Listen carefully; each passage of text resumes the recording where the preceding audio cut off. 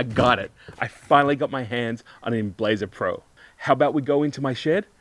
Let's set it up and let's see what's in this box. And let me tell you, man, it is heavy.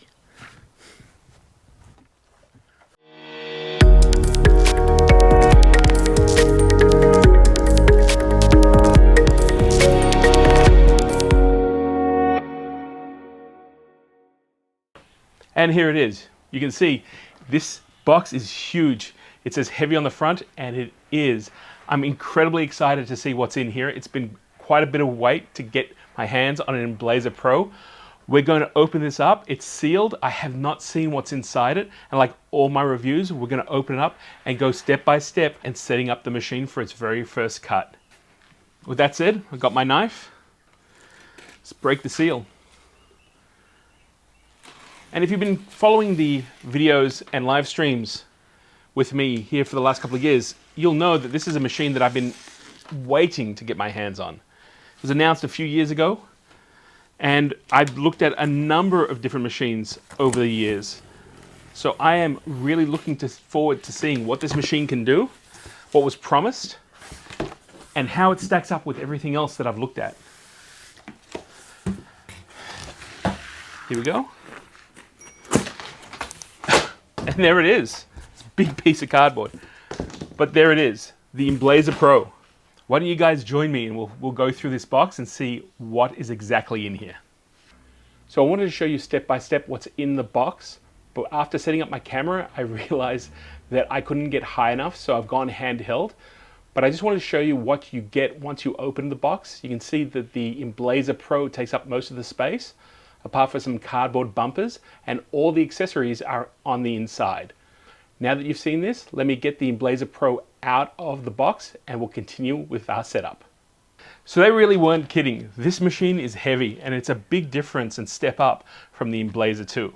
You can see it's still wrapped in plastic, so I'm going to open it up.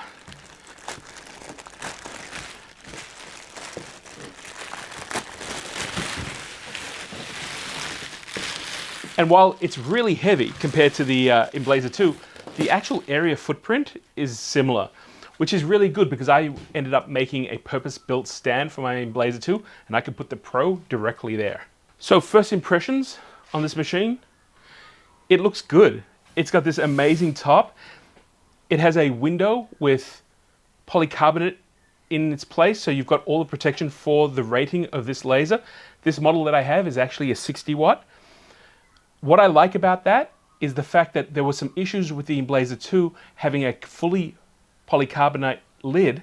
If you put your computer on it, or like me, had a cat that liked to sit on your machine, sometimes the interlocks, the safety interlocks would go off because the top would bow a little bit. That's completely taken care of with this machine. Let's open it up, see how this lid works. And it flips up nicely. You can see that polycarbonate window right there. This is made out of plastic, inject molded plastic. You've got some really nice hinges here. Kind of, wow, that I like. I don't know if you picked that up, but when you actually drop the lid, it doesn't just slam down like the previous machine. It's almost like it's got either a spring or almost reminds me of like gas shock. So if I drop this lid, you can see it slowly lowers itself down, which again, you can see is the improvement on the previous model. It's really nice. In here's the accessory box, as well as some cardboard, obviously to keep everything locked in during transit. But again, one of the things that I really like is all the rails are metal.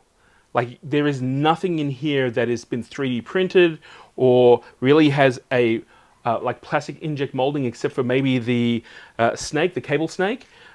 First looks, this machine, I like it. I like what it looks like straight out of the box. You can see the development of this laser. Let's grab the accessory box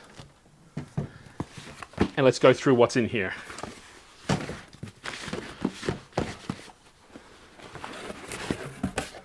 All right. First of all, the most important thing, on this card, you'll actually get a Lightburn serial number. Since I already have a copy of Lightburn, I basically don't have that license. but you will get that. And when you're setting up Lightburn for the very first time, that serial number will allow you access not only to the software, but also upgrades for, I believe it's 3 years through Darkly Labs.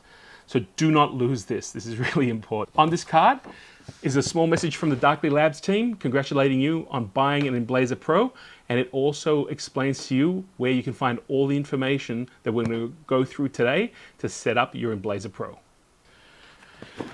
Next thing in here is your venting tube. I like this a lot. If you had an Emblaser 2 machine, sometimes it was a little bit fiddly to get that hose in and then either take it out to a window or take it to your filtration system. They've completely redesigned this. If you had an Emblaser 2, you used to have a coupler here that was designed in-house. It was a little bit of a struggle to get that to go on cleanly. It had, like, I believe, a reverse thread. This is now all silicone, so it will just snap straight in. We'll do that in a little bit. You also get a little maintenance kit. And this maintenance kit has some feet, a syringe, which is something new, and a focus calibration card. You also get a power cable. Very important when using electronic stuff.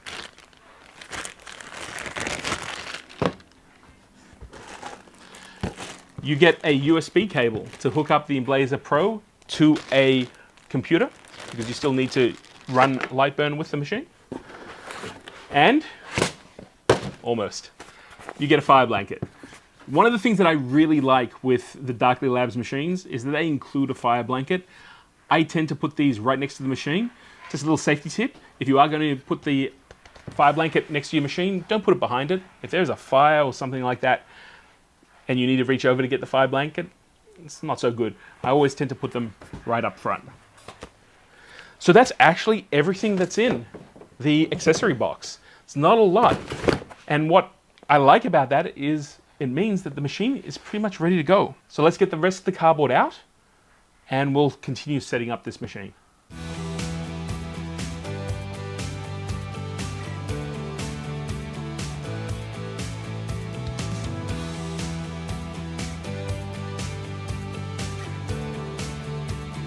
So underneath that piece of cardboard is the honeycomb cutting board.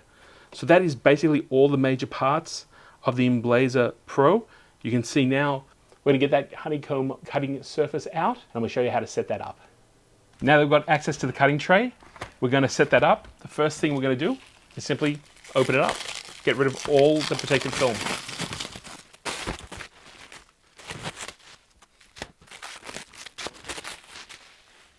Once it's unwrapped, there is a second layer of protective film on here. It's very thin, but before you put it into the laser, make sure that you've taken it off because it is plastic and you don't want it interfering with your work.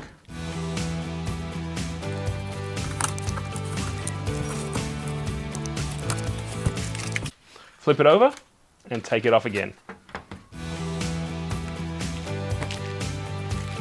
Once it's ready to go, the last step is to take some of these plastic feet. We'll place a foot on each corner and 2 on the middle. So we'll do that as well.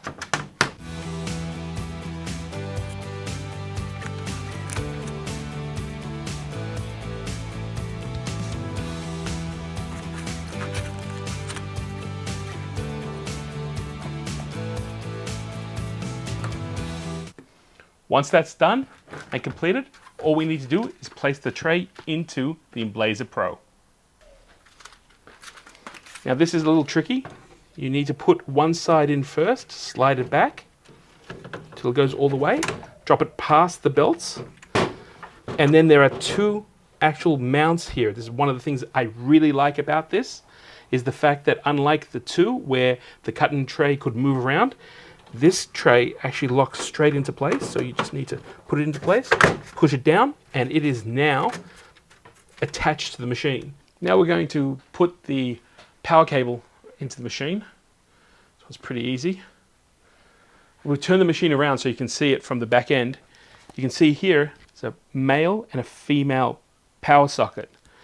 The cable obviously has a female, and to plug it in. Basically, that's all you do. You just plug it in this way. If you happen to have the filtration system that goes along with this machine from Darkly Labs, you can actually put the cable in here and the Emblaser Pro will actually control that filtration system. 3 seconds before you start your process, before you start your cut, it'll actually turn itself on. We'll go through how that actually works in a later video. The USB cable, it's pretty easy. The cable has an old A style and of course the standard USB. Plug straight in.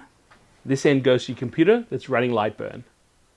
The final step is to actually plug in the extraction hose. Now, previously it was on the back. Over here on the Emblaser 2, this one is actually on the side. And it's pretty simple. You just come up to the side